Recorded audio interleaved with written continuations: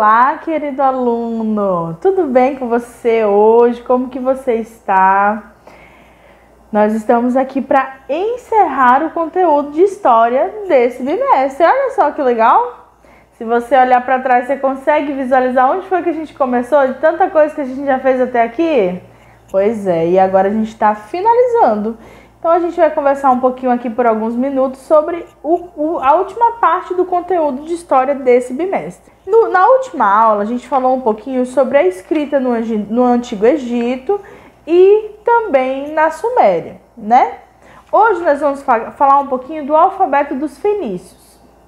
Os fenícios, eles sentiram a necessidade de diminuir um pouquinho o trabalho que eles tinham para usar as palavras e o alfabeto.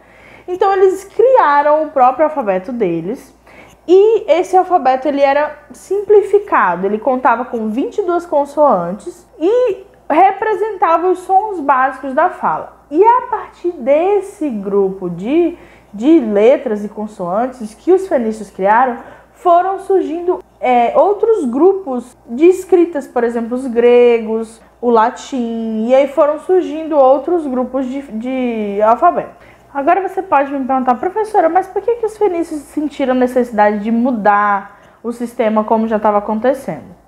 Eles faziam muitos negócios, eles vendiam muita mercadoria, compravam muita coisa.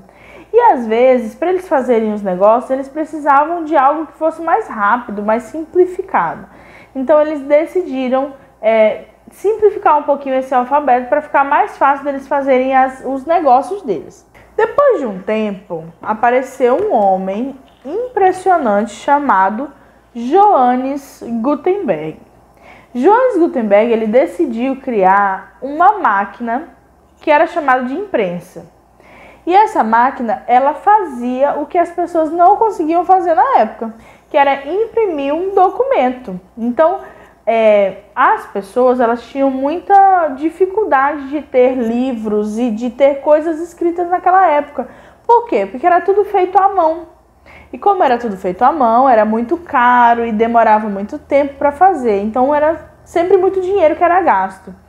Só que com a invenção de Gutenberg, ficou mais fácil o acesso das palavras escritas para as pessoas. Então o preço diminuiu. E a partir daquela invenção dele, que foi sendo atualizado e atualizado para o que hoje a gente tem, que são as impressoras e toda a tecnologia que a gente tem nesse aspecto. E hoje em dia nós temos vários livros impressos, né? E o preço dos livros não são tão caros.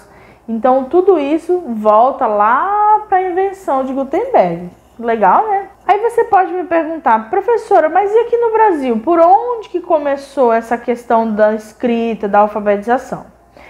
Quando os portugueses chegaram aqui no Brasil, eles encontraram pessoas aqui já, né? Que eram os índios. Com isso, os portugueses começaram a colonizar o Brasil. Professor, o que significa colonizar? Significa que eles estavam explorando o Brasil e vendo o que tinha por aqui, o que estava acontecendo. E os portugueses começaram a fazer isso. E aí, da Europa, veio um grupo de pessoas que eles eram padres católicos e eles foram chamados de padres jesuítas.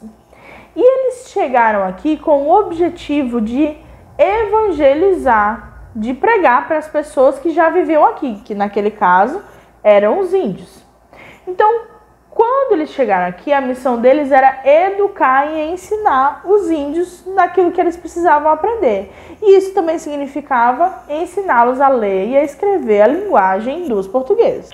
Eles fizeram isso na intenção de evangelizar. Dessa forma, foi criado o que a gente chamou depois de redução, que são vilas ou aldeias criadas para educação e para o trabalho dos índios. Nessas reduções, os indígenas eram treinados a ler, escrever e a trabalhar na lavoura, cultivando a terra e ajudando, trabalhando para os portugueses e os colonos. A maior parte dessas reduções estava localizada na região onde hoje é o Paraná e o Rio Grande do Sul.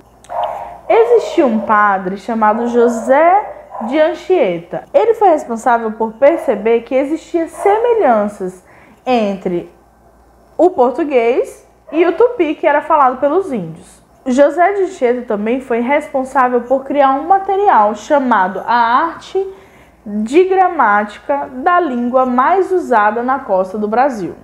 Esse livro, esse material, ele foi criado por ele na intenção de unificar o português com o tupi e padronizar a linguagem falada no Brasil. Os padres jesuítas, eles consideravam os indígenas como pessoas livres, porém, muitos portugueses acreditavam que isso não deveria acontecer, porque os índios, eles trabalhavam nas colônias portuguesas. Os portugueses transformaram os índios em escravos para trabalhar nas colônias.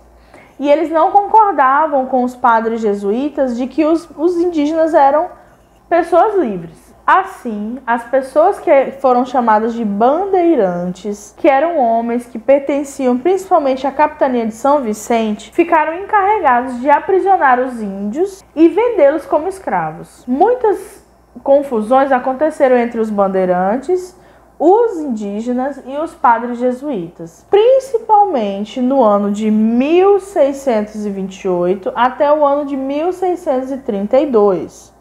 Na redução chamada Guaíra. Nessa confusão toda, muitos indígenas foram mortos ou capturados como escravos.